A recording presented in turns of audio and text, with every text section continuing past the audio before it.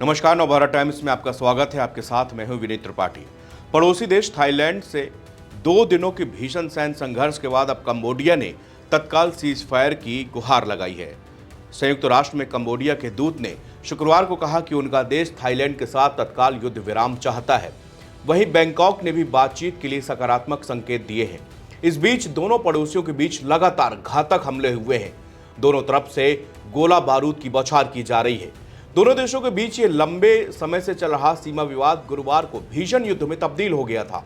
इसमें fighter jet, तोपों, टैंकों और जमीन से सैनिकों ने हिस्सा लिया। संयुक्त राष्ट्र सुरक्षा परिषद ने संकट को बढ़ता हुआ देख शुक्रवार को एक इमरजेंसी मीटिंग बुलाई थी, जिसमें कंबोडिया और थाईलैंड दोनों की उपस्थिति रही।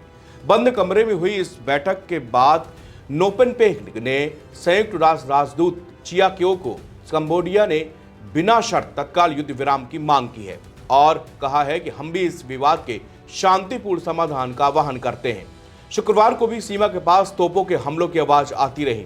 कंबोडिया के उद्दार मिंची प्रांत से बताया गया कि एक नागरिक यहां पर मारा गया और 5 अन्य घायल हुए हैं। थाईलैंड के स्वास्थ्य मंत्रालय ने बताया कि 15 लोगों की मौत हुई है, जिसमें से 14 आम नागरिक हैं और 1 सैनिक है। वहीं पर 46 लोग घायल हुए हैं, जिसमें से 15 सैनिक हैं। देश के सीमावर्ती क्षेत्रों से 1,38,000 से अधिक लोगों को निकाल दिया गया है। थाई सेना ने बताया कि शुक्रवार सुबह लगभग 4 बजे 3 इलाकों में लड़ाई फिर से शुरू हुई। कंबोडियाई सेना ने भारी हथियारों और फील्ड आर्टिलरी से BM-21 रॉकेट सिस्टम से गोलीबारी की, जिसका थाई सैनिकों ने उचित गोलीबारी से जवाब दिया। थाई विदेश मंत्रालय के प्रवक्ता निकोंडेस बालानुकोरो ने बताया कि AFP से बात करते हुए कि शुक्रवार दोपहर तक लड़ाई कम होने लगी थी। हालांकि उन्होंने ये भी कहा कि बैंकॉक से बातचीत के लिए वो तैयार है। संभवतः मलेशिया बातचीत के लिए मदद कर रहा है। मलेशिया इस वक्त आसियान क्षेत्रीय समूह का अध्यक्ष है। इसके थाईलैंड और कंबोडिया दोनों मेंबर हैं। संयुक्त राष्ट्र की बैठक से पहले निकोंडेस ने AFP को बताया कि हम बातचीत के लिए पूरी तरह से तैयार हैं। अगर कंबोडिया को इस मामले को राजनीतिक माध्यमों से, द्विपक्षीय रूप से या फिर मलेशिया के माध्यम से भी सुलझाना चाहता तो हम ऐसा करने के लिए भी तैयार है, लेकिन अभी तक हमको दूसरी तरफ से कोई भी प्रतिक्रिया नहीं मिली है। थाईलैंड सरकार ने कंबोडिया के साथ जारी संघर्ष की युद्ध स्तर पर बढ़ने की चेतावनी भी दी थी। थाईलैंड के कार्यवाहक प्रधानमंत्री फुमथन ने बताया था कि यह लड़ाई बढ़कर एक पूर्ण युद्ध में तब्दील हो जा रही है। उन्होंने बताया कि भारी हथियार के इस्तेमाल होना शुरू हो गया है और सीमा पार में 12 जगहों पर लड़ाई फैल चुकी है। ये संघर्ष के खतरनाक तरीके से बढ़ने के स्पष्ट संकेत हैं।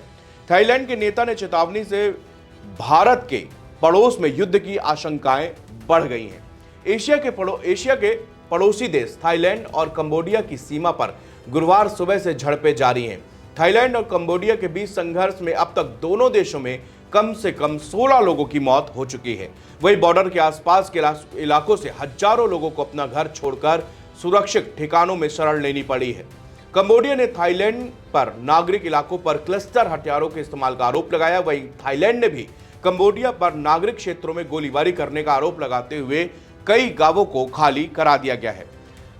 थाईलैंड के कार्यवाहक प्रधानमंत्री फुमथुन चेतावनी दी है कि ऐसे वक्त पर जब विवादित सीमा क्षेत्र में लगातार दूसरे दिन लड़ाई जारी है। दोनों देशों में सीमा विवाद सैकड़ों सालों पुराना है, लेकिन बीते कुछ दिनों में इस टकराव ने तेजी से गंभीर रूप लिया है।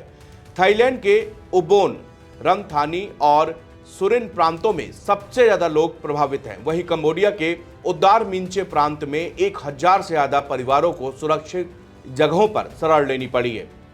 इसी बीच थाईलैंड के विदेश मंत्री का कहना है कि संघर्ष में किसी तीसरे पक्ष की मध्यस्थता की जरूरत नहीं है।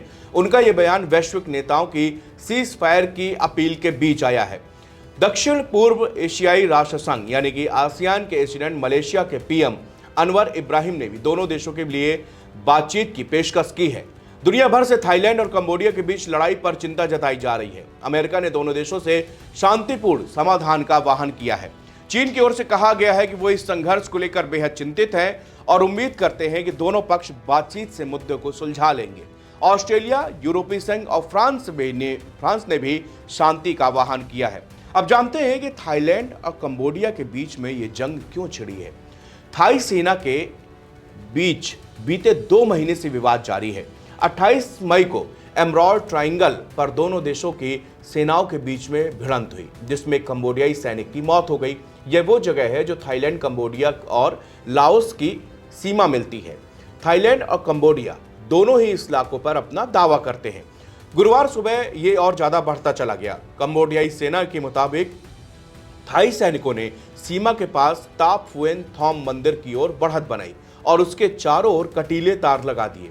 इसके बाद थाई सैनिकों ने ड्रोन छोड़ा और हवाई फायरिंग की। वहीं थाई सेना के मुताबिक पहले कंबोडियाई सैनिकों ने संघर्ष शुरू किया। थाईलैंड ने बातचीत के जरिए तनाव कम करने की कोशिश की, लेकिन जब बात नहीं बनी तो फायरिंग शुरू हो गई।